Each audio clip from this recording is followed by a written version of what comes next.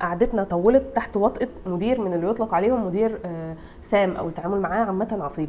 ده بقى يعمل فيا انا ايه او يعمل فينا احنا ايه بقى واحنا قاعدين شغالين معاه في وده ينطبق طبعا على انه المدير نفسه غير متزن او بيئه العمل مش طبيعيه.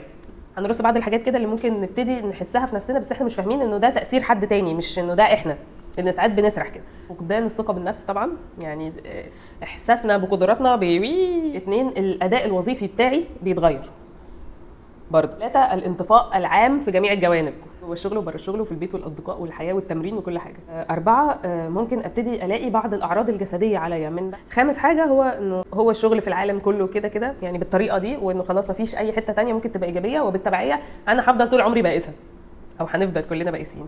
6 الاحساس الدائم بالتقصير وانه العيب فيا انا كبني ادم، يعني هو انا اللي غلط. اخر حاجه طبعا الامراض النفسيه الكثيره من رينجينج من التوتر للكلينيكال